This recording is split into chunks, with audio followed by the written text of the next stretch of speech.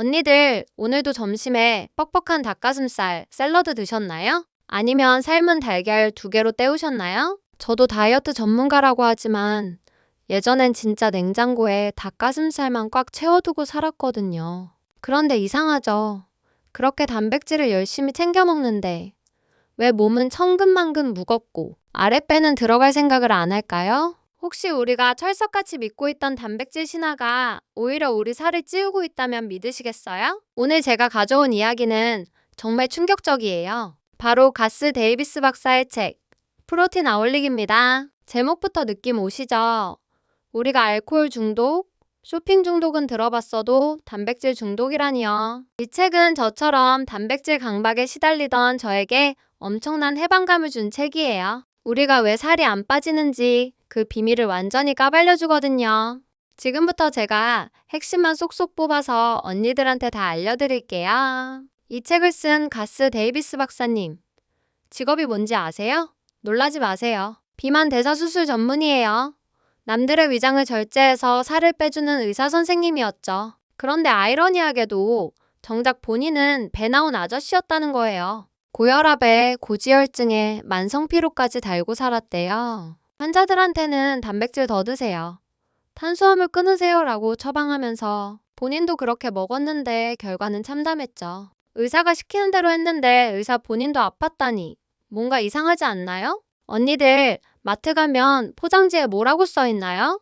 고단백, 프로틴 강화. 이거 안 써있으면 왠지 사면 안 될 것 같고 죄책감 들잖아요. 박사님은 이걸 집단 최면이라고 불러요. 우리는 단백질 결핍을 걱정하지만 실제로 현대사회에서 단백질 결핍으로 병원에 실려오는 사람은 아무도 없대요. 오히려 단백질 과잉으로 인한 병이 넘쳐나죠. 우리는 필요 이상으로 너무 많이 먹고 있어요. 몸이 쓰다 남은 단백질은 어디로 갈까요? 전부 지방으로 저장되거나 몸에 염증을 일으키는 쓰레기가 된답니다. 재미있는 역사 이야기 하나 해드릴까요? 고대 로마의 검투사 글래디에이터 아시죠? 근육질의 상징이잖아요. 그런데 고고학자들이 그들의 뼈를 분석해봤더니 충격적인 결과가 나왔어요. 그들은 보리 먹는 사람들이라고 불렸대요. 고기가 아니라 주로 통곡물과 콩을 먹었다는 거죠. 채식을 하면서도 그 엄청난 힘과 근육을 유지했던 거예요. 우리가 생각하는 고기 이꼬르 힘이라는 공식이 완전히 깨지는 순간이죠. 더 결정적인 증거가 있어요. 인간이 가장 급격하게 성장하는 시기가 언제죠? 바로 아기 때예요. 그때 먹는 완벽한 음식, 모유. 그럼 모유에는 단백질이 얼마나 들어있을까요? 놀라지 마세요. 전체 칼로리의 10%도 안 돼요. 5에서 6% 정도랍니다. 세상에, 갓난아기도 그 적은 단백질로 쑥쑥 크는데 다 큰 어른인 우리가 왜 끼니마다 단백질 쉐이크를 타 먹어야 할까요? 우리 몸은 그렇게 많은 단백질을 원하지 않아요. 문제는 단순히 양이 아니라 종류예요. 닥터 데이비스는 동물성 단백질이 우리 몸에 들어오면 염증 반응을 일으킨다고 경고해요. 고기 속에 있는 산성 물질을 중화시키려고 뼈에서 칼슘을 빼내가기도 하고요. 또 IGF-1이라는 성장 호르몬을 자극하는데 이게 어릴 땐 성장을 돕지만 어른이 되면 암세포의 성장을 도울 수도 있대요. 다이어트 하려다 건강을 잃을 수도 있다는 거죠. 살 빼려고 먹은 고기가 내 몸을 늙고 병들게 하고 있었다니 너무 억울하지 않나요? 자, 이제 탄수화물 이야기 좀 해볼까요? 언니들, 밥 한 숟가락 더 먹으면 큰일 나는 줄 아시죠? 저도 그랬어요. 밥, 빵, 면은 무조건 적. 하지만 박사님은 말해요. 탄수화물이 범인이 아니다 라고요. 실제로 전 세계에서 가장 오래 살고 날씬한 사람들이 모여 사는 블루존 지역 사람들을 봤더니 식단의 60에서 70%가 탄수화물이었어요. 고구마, 옥수수, 현미 같은 거요. 탄수화물을 먹어서 살찐 게 아니라 우리가 나쁜 탄수화물을 기름에 튀겨 먹어서 살이 찐 거였어요. 여기서 중요한 포인트. 박사님이 말하는 탄수화물은 설탕 범벅인 도넛이나 케이크가 아니에요. 자연에서 온 복합 탄수화물이죠. 과일, 채소, 통곡물 같은 것들이야. 이것들은 섬유질이 풍부해서 포만감도 오래가고 장 속 유익균의 먹이가 돼요. 반면에 동물성 단백질에는 이 소중한 섬유질이 0이에요. 섬유질이 없으니 변비 오고 독소 쌓이고 피부 뒤집어지는 거죠. 우리가 다이어트 할 때 겪는 그 고통들 사실은 단백질만 편식해서 생긴 거였어요. 가스 데이비스 박사는 결국 자신의 식단을 완전히 바꿨어요. 아침엔 과일 스무디, 점심엔 콩이 들어간 샐러드, 저녁엔 현미밥과 채소볶음. 고기는 식탁에서 치워버렸죠. 결과는 어땠을까요?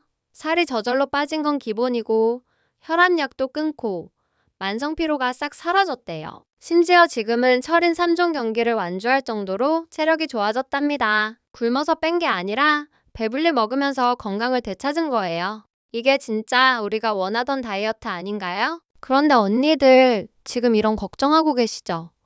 채소만 먹으면 단백질 부족해서 근육 빠지는 거 아니야? 천만의 말씀, 브로콜리, 시금치, 버섯, 콩. 식물에도 단백질은 차고 넘쳐요. 코끼리, 기린, 황소.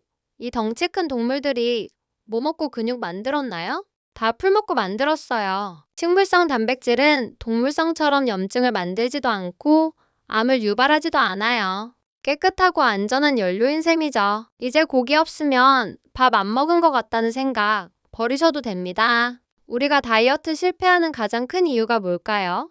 배고파서 못 참는 거잖아요. 닭가슴살 쥐꼬리만큼 먹고 어떻게 평생 살아요. 그런데 식물성 식단은 양을 제한하지 않아요. 배 터지게 먹어도 칼로리 밀도가 낮아서 살이 안 쪄요. 현미밥 한 공기에 나물 반찬 가득 먹어도 치킨 몇 조각보다 칼로리가 낮다니까요. 배부르게 먹으면서 살 빼는 것. 이건 꿈이 아니라 과학이에요. 스트레스 받지 않고 지속 가능한 다이어트. 이게 바로 요요를 막는 유일한 길입니다. 그럼 당장 내일부터 어떻게 해야 할까요? 너무 어렵게 생각하지 마세요. 고기 반찬 하나 줄이고 채소 반찬 하나 늘리기부터 시작해봐요. 일주일에 하루는 고기 없는 날로 정해보는 것도 좋아요. 우유 대신 두유나 아몬드 밀크로 바꿔보시고요. 밥은 흰 쌀밥 대신 현미나 잡곡밥으로. 작은 변화지만 몸은 바로 알아요. 며칠만 해봐도 아침에 일어날 때 몸이 훨씬 가벼운 걸 느끼실 거예요. 붓기가 쏙 빠지는 그 느낌, 언니들도 꼭 느껴보셨으면 좋겠어요. 아, 그리고 과일, 당 많다고 무서워하시는 분들 계시죠? 닥터 데이비스는 과일 많이 드시라고 해요. 과일 속의 당은 사탕이나 주스랑은 차원이 달라요. 섬유질과 항산화 성분이 같이 들어있어서 혈당을 급격히 올리지 않거든요. 식사 전에 사과 한 쪽 먼저 드셔보세요.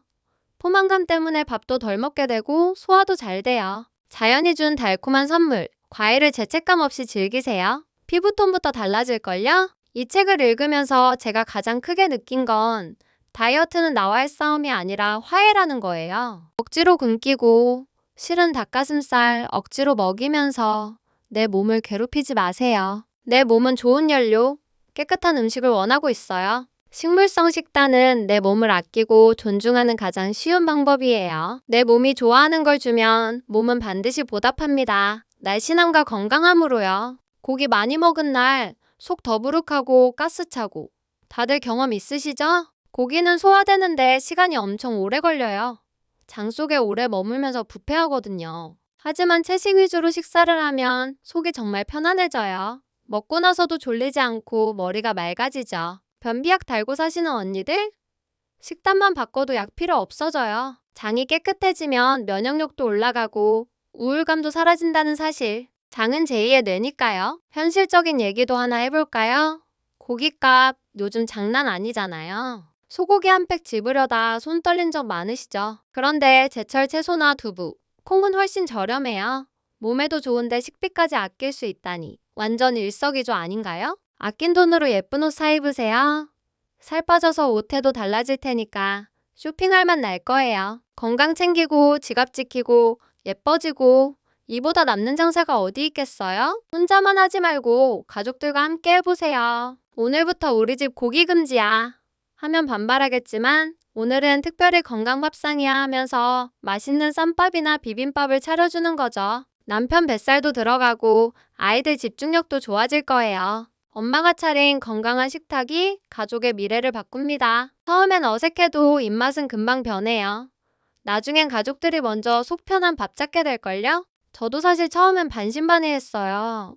단백질 안 먹으면 큰일 나는 거 아닌가 하고요. 그런데 딱 2주만 해보자 하고 바꿨는데 놀랍게도 오후 3시만 되면 쏟아지던 졸음이 싹 사라지더라고요. 피부 칙칙했던 것도 맑아지고 무엇보다 아침에 붓기가 없어요. 몸이 가벼우니까 운동도 더 즐겁게 하게 되고요.